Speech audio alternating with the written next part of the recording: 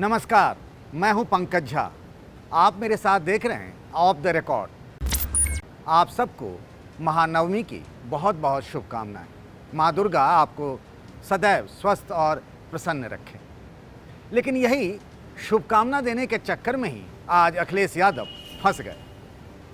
रामनवमी है या फिर महानवमी है, बस इसी के चक्कर में आज बीजेपी के निशाने पर आ गए हैं समाजवादी पार्टी के अध्यक्ष और यूपी के पूर्व मुख्यमंत्री अखिलेश यादव। वो तो अभी विजय रथ यात्रा पर सवार होकर इन दिनों चुनाव प्रचार कर रहे हैं, लेकिन आज सवेरे उन्होंने अपने ट्विटर हैंडल से सबको रामनवमी की शुभकामना दे दी।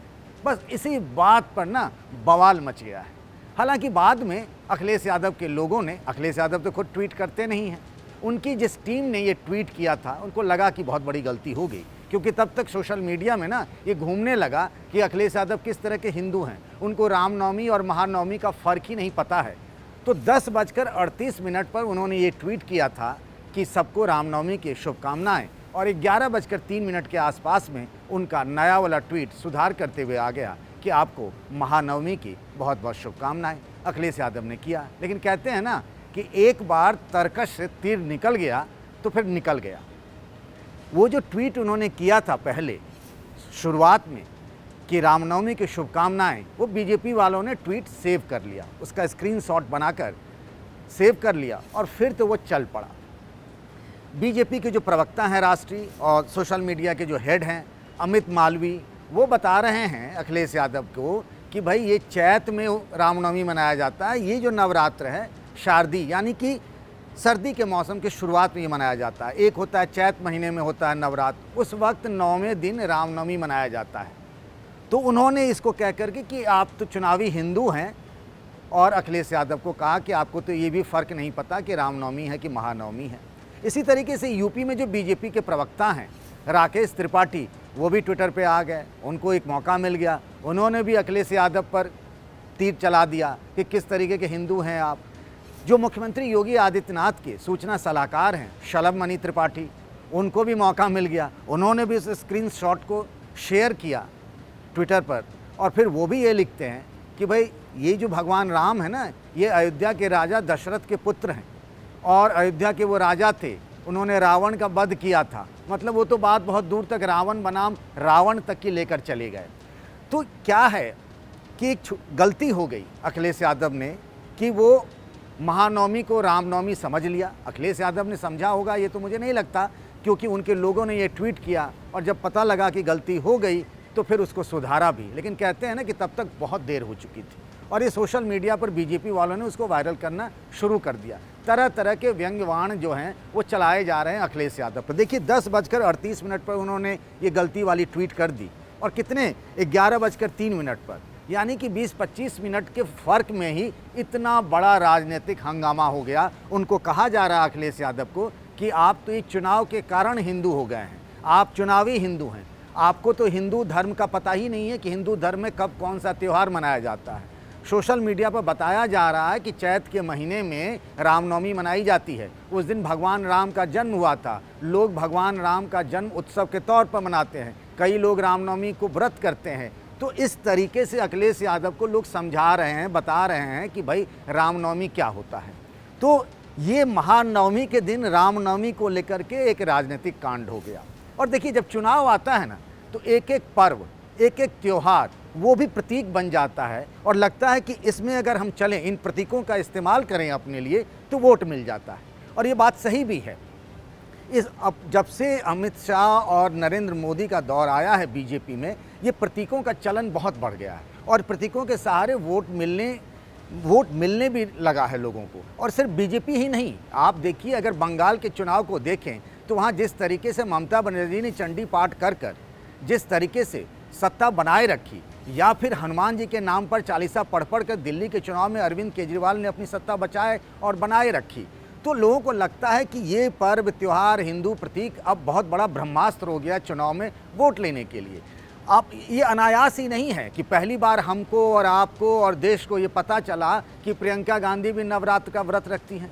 इससे पहले मुझे नहीं पता था, शायद आपको भी नहीं पता होगा। और उन्होंने व्रत रखा, ये बात कांग्रेस पार्टी की तरफ से बताई गई और 3 दिनों के बाद खुद ही उन्होंने वाराणसी की सभा में कहा भी कि मैं व्रत पर हूँ। कभी आपने उनको दुर्गा पाठ करते हुए नहीं देखा होगा। सर्वमंगल मांगल्ये शिवे सर्वार्थ साधके शरण्ये त्र्यंबके गौरी नारायणी नमोस्तुते पढ़ते हुए आपने नहीं देखा होगा। मंच से प्रियंका को जय माता दी के नारे लगाते हुए आपने नहीं सुना होगा। और फिर कन्या पूजन की वो तस्वीर जिसमें वो कन्या पूजन करा रही हैं अपने एक दोस्त के यहाँ गई हैं प्रियंका गांधी। इससे पहले इस तरीके के तस्वीरें जो हैं कभी सोशल मीडिया पर प्रियंका गांधी या उनके टीम के लोगों ने साझा नहीं किया।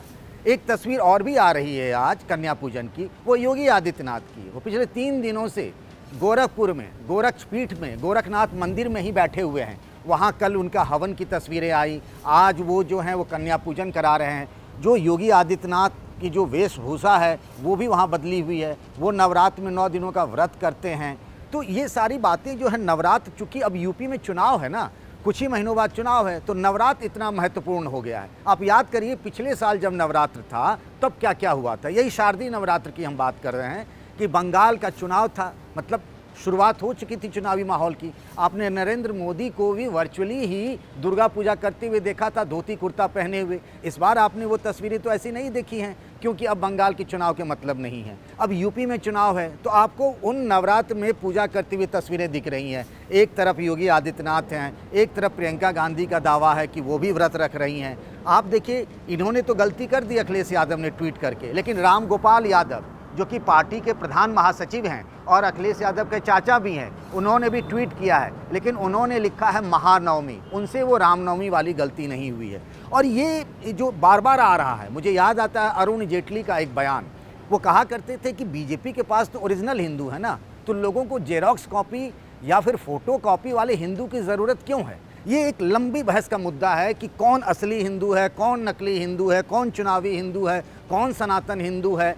ये बार बार हर चुनाव में इस तरीके की चर्चा होती रही है। गुजरात के विधानसभा चुनाव में भी कि राहुल गांधी हिंदू हैं कि नहीं हैं, वो पंडित हैं कि नहीं हैं, जनेऊधारी हैं या नहीं हैं, उनका गोत्र क्या है, ये भी चुनाव का एक बहुत बड़ा मुद्दा था। जैसे जैसे यूपी में चुनावी माहौल गर्म हो रहा है, इस तरीके की चीज़ें कि कौन हिंदू है, किसने व्रत किया, किसने पूजन किया, किसने कन्या पूजन किया, किसने कलश स्थापना की, उसने उस दिन क्या कपड़े पहने, माथे पे तिलक लगाया नहीं लगाया। आप देखिए, काशी विश्वनाथ मंदिर से पूजा कर कर निकली प्रियंका गांधी तो उनके माथे पर त्रिपुंड चंदन था। इससे पहले हमने वो तस्वीरें नहीं देखी थी। तो इस बार के चुनाव में इन धार्मिक प्रतीकों का खुलकर इस्तेमाल हो रहा, क्या पता इसी बहाने हिंदू वोटर का मन रिझ जाए। ये अयोध्या का राम मंदिर हो या काशी विश्वनाथ मंदिर हो या फिर वृंदावन के बांके बिहारी मंदिर, ये सब तो अलग बातें। कांग्रेस की प्रतिज्ञा यात्रा जो है ना, वो भी शाकुंभरी देवी मंदिर से निकलेगी। ये वही शाकंभरी देवी सहारनपुर में मंदिर है जहां से 2017 के विधानसभा चुनाव में, मुझे याद है, तब बीजेपी के अध्यक्ष हुआ करते थे अमित शाह और उन्होंने चुनाव प्रचार की शुरुआत की थी। 2019 का लोकसभा चुनाव भी मुझे याद आ रहा है, योगी आदित्यनाथ ने बीजेपी का जो इलेक्शन कैंपेन है वहीं शाकंभरी देवी मंदिर से आशीर्वाद लेकर शुरू किया था। तो लोगों को लगता है कि जब हम इस तरह की चीज़ें करते हैं तो हिंदू वोटरों का मन उस पार्टी की तरफ जुड़ता है, उस नेता की तरफ जुड़ता है और उस जुड़ाव से लोगों को लगता है कि वोट मिल जाता है। और इसीलिए आज ये कि आज रामनवमी है और रामनवमी कहकर उन्होंने शुभकामना दे दी और था महानवमी, और इस चक्कर में आज एक तरीके से नया बखेड़ा शुरू हो गया और बीजेपी को बैठे बिठाए ही अखिलेश यादव ने आज एक मुद्दा दे दिया। और बीजेपी इसे यूं ही नहीं जाने देगी। ये आप मान लीजिए, जब भी वो जाएंगे किसी मंदिर जाएंगे, जैसे आपने देखा था उन्होंने चित्रकूट में कामदगिरी पर्वत की परिक्रमा की थी। बड़ी मान्यता है कामदगिरी पर्वत की परिक्रमा करनी, कहते हैं कि परिक्रमा करने के बाद आप जो भी मनोकामना मांगते हैं वो पूरी हो जाती है। अब अखिलेश यादव हो या योगी आदित्यनाथ, अभी तो मनोकामना सबके मन में एक ही होगी, वो प्रियंका गांधी क्यों नहीं हो कि यूपी चुनाव में उनकी नैया पार लग जाए। तो जब भी अब वो चित्रकूट के मंदिर जाएं या फिर कहीं और मंदिर जाएं, इस तरह की चीज़ें बीजेपी वाले लोग उठाते रहेंगे। वैसे भी उनके अयोध्या में राम मंदिर ना जाने के, रामलला के दर्शन न करने को इस तरीके से विवाद उठाया जाता है, ताकि चुनाव में एक ऐसे एजेंडे पर अखिलेश यादव को ले जाया जाए। बीजेपी की कोशिश है, जहां वो कमज़ोर दिखे। जो बीजेपी का स्ट्रांग विकेट है वहां पर लगे कि अखिलेश यादव का विकेट कमज़ोर है तो उसको फ़ायदा हो। बात अखिलेश यादव किसी और मुद्दे की करेंगे, लेकिन बीजेपी की कोशिश रही कि वो अपने पिच पर लेकर आए। इसीलिए जब प्रियंका गांधी वही काम करती हैं तो बीजेपी फिर उस पर उपहास करती है कि उन्होंने ठीक से ये दुर्गा पाठ का जो श्लोक है संस्कृत में उसको ठीक से नहीं पढ़ा। वो तो कहते हैं ना, हमारे यहाँ तो सनातन धर्म में है यथाशक्ति तथा भक्ति, जैसे मानो पूजा कर लीजिए। लेकिन चुनाव में तो हर चीज़ वाद विवाद का एक केंद्र बन जाता है। तो आज महानवमी के दिन रामनवमी को लेकर अखिलेश यादव फंसी गए।